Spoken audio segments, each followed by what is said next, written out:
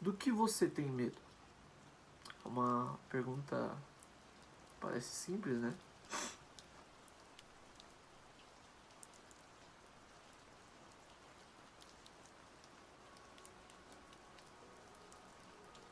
Mas se a gente olhar bem e a gente tentar realmente analisar e tentar enumerar num caderno 10 medos que a gente tem, algumas pessoas vão ter de pronto, assim, mas outras pessoas nem tanto, né? Mas eu não falo de medo simples, de tipo, eu tenho medo de barata, eu tenho medo de aranha. Eu falo de outros tipos de medo, medos que estão mais intrínsecos, medos mais que não são tão fáceis de perceber sem uma análise mais profunda. Tem até uma frase que eu quero trazer aqui para vocês, que é do Carl Jung.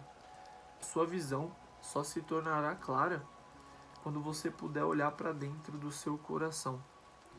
Porque quem olha para fora sonha e quem olha para dentro desperta. Frase muito boa, muito bonita. Eu já vi em vários lugares e fala um pouco sobre o medo afastar a gente até mesmo do nosso próprio autoconhecimento. Às vezes a gente tem medo de olhar para dentro e ver o que está realmente acontecendo aqui e tentar entender por que a gente reage às vezes da forma que a gente reage, por que a gente pensa da forma que a gente pensa, por que a gente se esquiva de algumas situações da forma que a gente se esquiva e por que a gente vai para algumas situações da forma que a gente vai. Bom, pra dar um embasamento, vou acender uma vela aqui. A vela aqui ela não tem contexto religioso, nesse caso aqui, tá?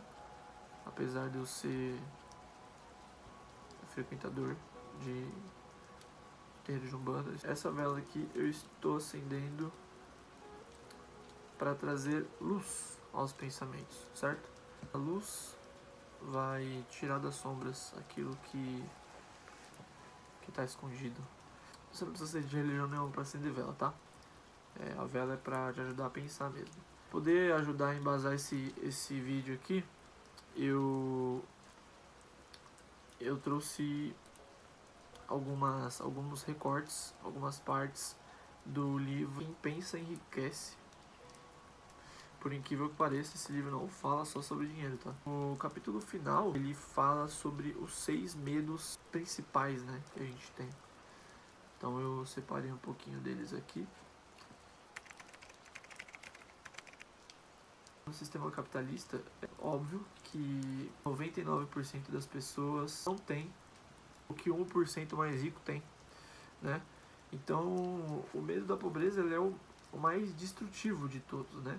Porque elimina a ambição, ele provoca a procrastinação, ele traz indecisão, excesso de cautela, esse estado de aceitabilidade e o da escassez. Então, imagina a gente vibrar em todas essas energias de escassez, de decisão, de procrastinação. Cara, medo de crítica eu não preciso nem falar, né? Eu acredito que muita gente tem muita vontade de cantar na frente dos outros, de dançar, de se expressar de uma forma melhor, de conversar com as pessoas, de às vezes chegar naquela mina, às vezes de fazer amizade com alguém, porra, que você achou estiloso na rua, que você achou, pô, pessoa da hora, parece trocar uma ideia legal, mas você tem medo, medo de ser criticado, tá? Faz com que a gente fique travado, que a gente não faça nada. Então, ele paralisa a iniciativa. Quem tem o julgamento alheio, recebe menos apoio para agir, até porque a gente fica parado ali e a gente vai se isolando cada vez mais. Então, medo bem comum e bem presente aí, mas não é porque é comum que ele deve ser aceito. Então, não aceitem ter medo de pobreza, não aceitem ter medo de crítica. Todos esses medos que eu vou colocar aqui é pra gente ir contra eles. Citando Jung de novo, aquilo que a gente resiste persiste. Quanto mais a gente resistir a encarar esses medos, mais forte eles vão se tornar. Isso que é importante a gente não aceitar, a gente recusar esses medos e ir na afronta deles. Todo medo revela revela alguma coisa que você tem de propósito na sua vida. A gente fica limitado, a gente não quer sair de casa, não, porque eu tô doente, porque eu tô gripado. Quanto mais a gente tá com o nosso pensamento rodeado, dessas questões de doenças e afins, mais suscetível a gente fica.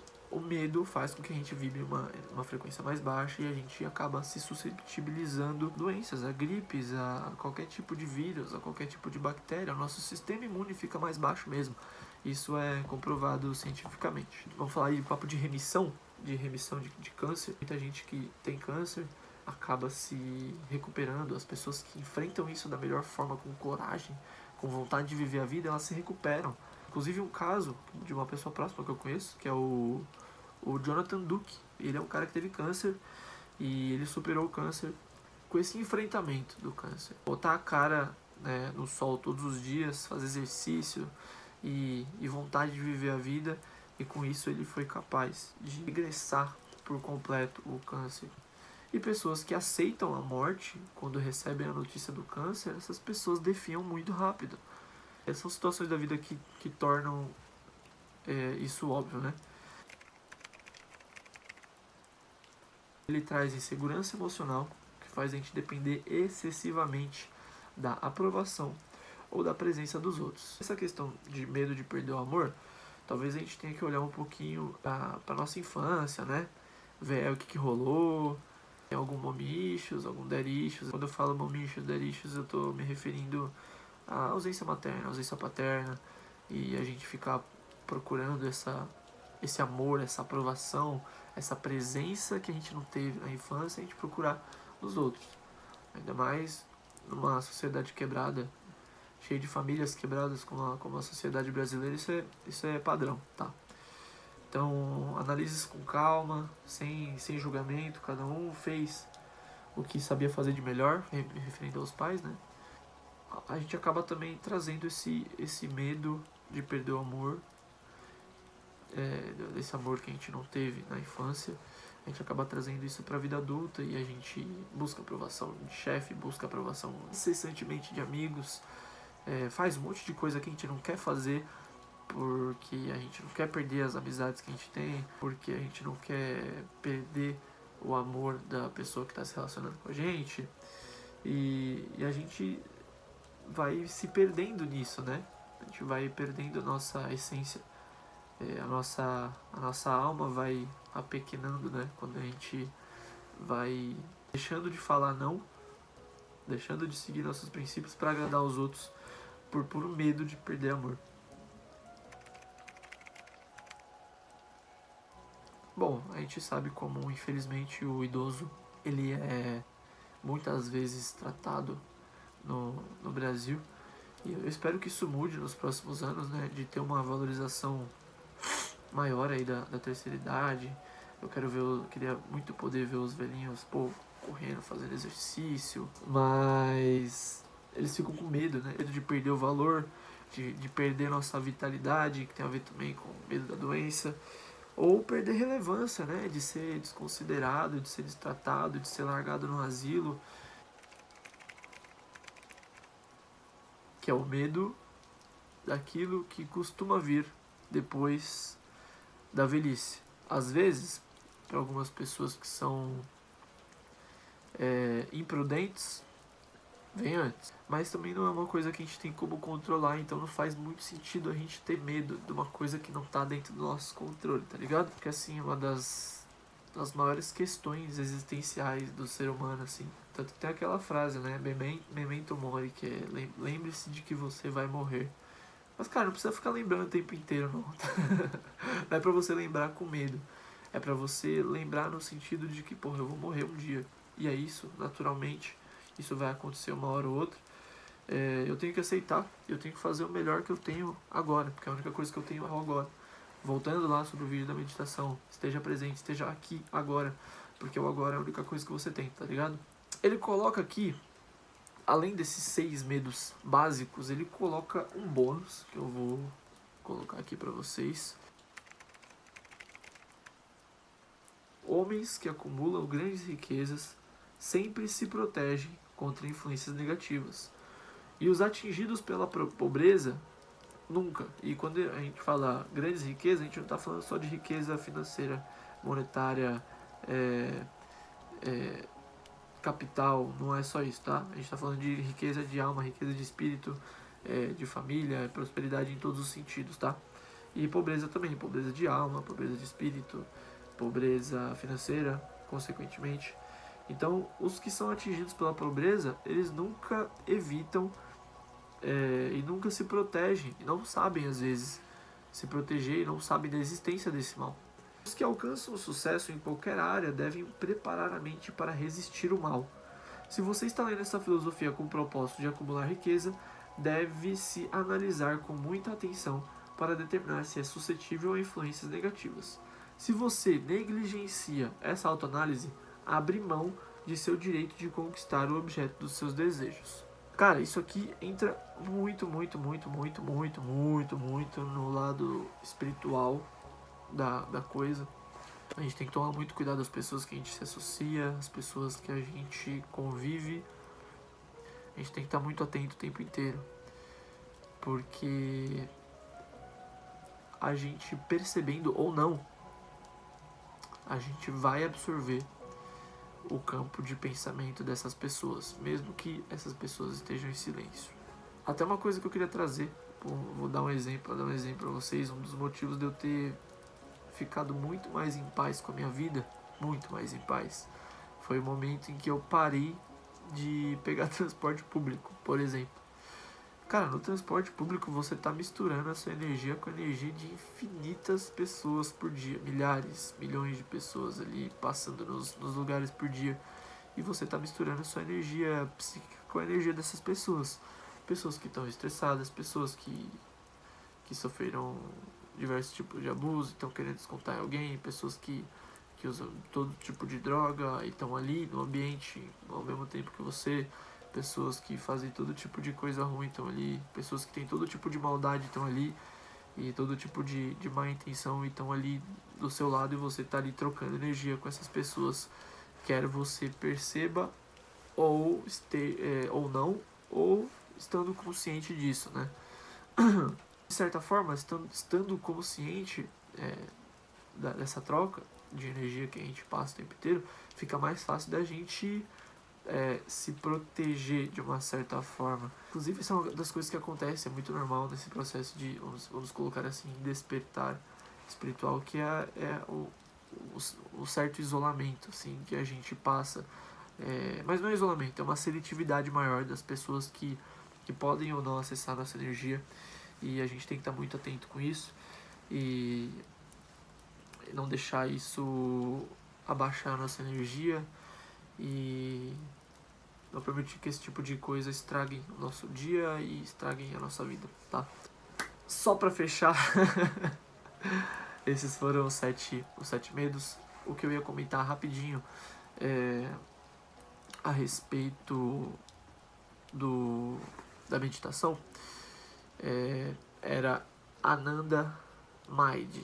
É uma palavra que vem do sânscrito, tá? Eu tô usando o meu amigo aqui para me ajudar, e ele ajuda com as pesquisas que eu já fiz, ele me traz o meu histórico de pesquisa, então fica mais fácil. É uma palavra que vem do sânscrito, que significa, do sânscrito de Ananda, né? Então a gente vê aí, para quem estudou budismo, para quem estudou hinduísmo, esse tipo de coisa assim, a gente sempre acaba vendo esses nomes, né? Ananda Maya Kosha, Prana Maya Kosha, esse tipo de coisa que eu não sei exatamente porque eu não fui muito a fundo. Também tem aquela mulher lá que ela chama Ananda Maimá, que ela foi tipo uma santa, tipo considerada uma santa, assim, algo do tipo, pro pessoal que é dessa ideologia, dessa filosofia hindu, né? E o que significa Ananda? Ananda em si significa felicidade, êxtase e bem-aventurança. E a anandamida é uma substância química natural produzida pelo nosso corpo, e ela é um endocannabinoide, tá? É importante falar. É um canabinoide interno. Quer dizer que você precisa fumar maconha para poder liberar esse tipo de substância. Mas ele é bem semelhante ao que é encontrado na cannabis, né? Mas ele é gerado biologicamente. Então, nosso próprio corpo produz no cérebro, tá? Então, o que ela faz? Ela regula emoções, ela regula o prazer, apetite, dor, memória e motivação. e ela é chamada frequentemente de molécula da felicidade, porque ela está relacionada com essa sensação de bem-estar e contentamento profundo. E o porquê que eu quis trazer isso para vocês? Porque no último vídeo a gente falou sobre meditação e nesse vídeo aqui eu estou falando sobre medo. E uma das formas de você controlar o medo é através da meditação e do autoconhecimento. E uma coisa está ligada com a outra. E quando você faz as práticas de meditação, quando você está no momento presente, quando você está ali focado na sua respiração e você está entrando no estado de flow, né? Você vai liberar essa substância e essa substância vai fazer com que você tenha prazer, que você tenha uma regulação das suas emoções que possam estar desreguladas por conta do medo, né? Eu estou esquentando minha mão aqui na vela. Então a gente vai liberar essa anandamida em estados de meditação e estado de flow, que a gente atinge quando a gente está em meditação profunda, exercício físico intenso, sexo, mas não pode usar de forma descomedida, tá? Porque também faz mal. Experiências criativas, então tocar um violão, cantar uma música, pintar um quadro, para quem é das artes, né? Fazer um design, escrever, enfim, experiências criativas e estado de flow como um todo. Eu tô pensando em fazer um vídeo só sobre o estado de flow, depois vocês me falam se isso é interessante. É isso. Façam meditação, fujam do medo, não aceitem o medo. O medo não é verdade. Ele é só uma coisa que você tem que enfrentar para atingir o próximo nível da sua vida, para você continuar na escalada, na subida dos degraus da evolução. Eu sou Renan Raposo, esse foi mais um vídeo. Se você curtiu, comenta. E se você não curtiu também, me explica por que você não gostou. Eu estou disposto a trocar ideia. E compartilha com alguém que você gosta, que você acha que ia ser interessante esse tipo de conteúdo. Fechou? Tamo junto. Valeu.